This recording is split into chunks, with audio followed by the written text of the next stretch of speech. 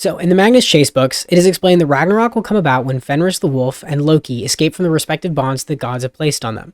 For eons, the gods have kept both of them chained in two different prisons, specifically because their freedom is meant to herald the coming of Ragnarok, which will be the end of the 9 realms. Fenris is currently on an island known as Lyngvi, and Loki is bound by the intestines of his children, and the entire Magnus Chase series revolves around preventing these two from escaping, lest Ragnarok began according to the Norns. Eons ago, the Norns laid out exactly how the events of Ragnarok will transpire, and each of the gods know exactly when and how they will end up dying, according to the fate that has been woven by the Norns. Frey will die because he does not have the Sword of the Summer by his side, Fenris is destined to kill Odin, and Loki will butcher Heimdall when he makes his grand escape. During the final feast at the end of the Ship of the Dead, several gods are able to pinpoint exact points on the battlefield where they are meant to perish, because everyone in the godly pantheon knows that Ragnarok is inevitable. All that remains now is not preventing Ragnarok, but delaying it as long as possible. But it's an inevitability one way or another. So then this brings up the question, why don't the gods execute them? After all, killing Loki and Fenris would theoretically prevent them from escaping, right? So why doesn't Odin have the two of them killed? Turns out there's actually a really cool explanation for this, and it has to do with how death works in the Norse domain of the Riordan novels and Norse mythology itself. We know that even for gods, death is not the end. And in Norse mythology, there are a few different afterlives that you can end up in after you die. Most notably, we have Valhalla, which is the hall of warriors that died valiantly in battle and gave their lives to protect the sanctity and security of the 9 realms.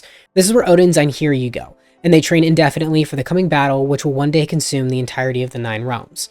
It's where Magnus and his floor mates call home, and it's the afterlife that we spend most of the time in, but it's not the only option. Since Valhalla is so difficult to get into, however, and since we don't see any evidence that the gods go to Valhalla when they die, it's highly unlikely that either Loki or Fenris would be welcome here. Even if Odin executed them, he surely wouldn't give them weapons to fight back, and we know that one of the prerequisites to get into Valhalla is that you have to die in battle with a weapon in your hand.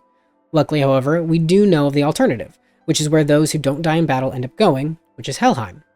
And Helheim is governed by the goddess Hel, spelled with one L. Helheim is the domain of the dishonored dead. In Norse culture, this ranges from anyone who was particularly evil in life to those who simply did not die in battle. And we do know that gods can land in Helheim after they die. We know this because Loki was originally imprisoned for murdering Balder and earning the ire of the rest of the gods. Balder's mother Frigg placed an enchantment on him which would render him invincible from every known form of damage, but Loki was determined to find something that Frigg had not enchanted. Eventually, he landed on a piece of mistletoe, and was able to manipulate Balder's brother Hode into killing him. The reason why this is relevant is because Helheim is where Balder ended up when he died, and this is the case in the original Norse myth in the Magnus Chase books as well. It's confirmed that Skirnir attempted to go to Helheim in order to bargain with Hel and advocate for the liberation of Balder, and this is important when we start to consider how all of the gods are related. So now we know that the gods go to Helheim, and this is most likely where Loki and Fenris would end up if they were to be executed. Hel, however, is the daughter of Loki, just as Fenris is his son, which makes Fenris and Hel siblings and descendants of Loki. If the gods attempted to execute Fenris and Loki, then one of the 3 possible things would happen. Option 1 is that the execution attempt would inadvertently end up freeing them, and we know this is common for prophecies. Whenever someone in any pantheon of mythology attempts to avert their destiny, they almost always end up inadvertently creating it for themselves. This is why it's common knowledge that you don't fight prophecies, and Loki himself even admits that the best thing you can do is to change the details of how it happens, which is how you truly rebel against fate. If the gods attempted to execute Loki and Fenrir, then they might take the opportunity to escape, thus beginning Ragnarok as a result of their hubris. Option 2, and the likeliest of all the options, is that they are successful in killing both Fenris and Loki, in which case they'll both be sent to the Norse afterlife. Given the criteria we mentioned, they'll likely end up in Helheim, under the domain of Hel herself.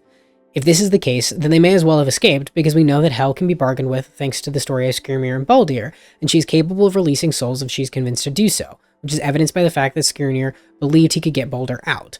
And who is better at convincing others to do his bidding than Loki? All of the evidence points to the fact that the gods can be released from Helheim as Hel deems it appropriate. And not only are we talking about her father, but one of the most manipulative gods to ever roam the halls of Asgard, and he is in prison for a reason.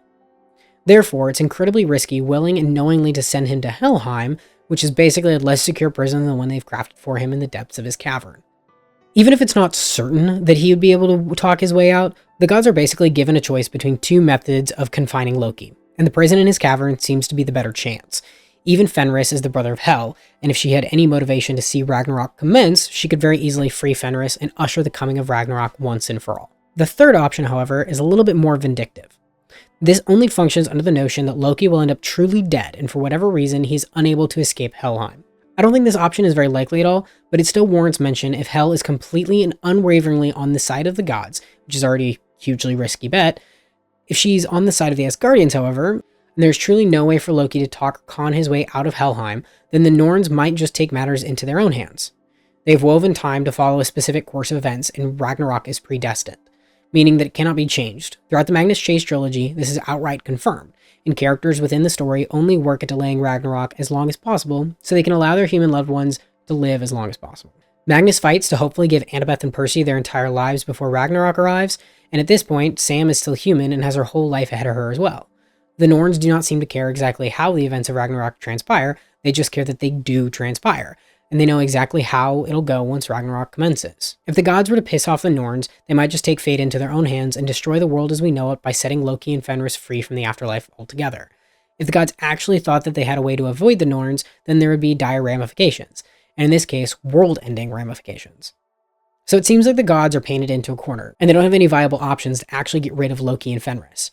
They can just hope to keep them contained as long as possible until one day Ragnarok will catch up to them, and that's all they can hope to do for the rest of their lives. But if there's anything else you want us to talk about from this universe, be sure to let us know. We love these books, we love talking about these books, and we want you to join in the conversation below. Let us know what you think.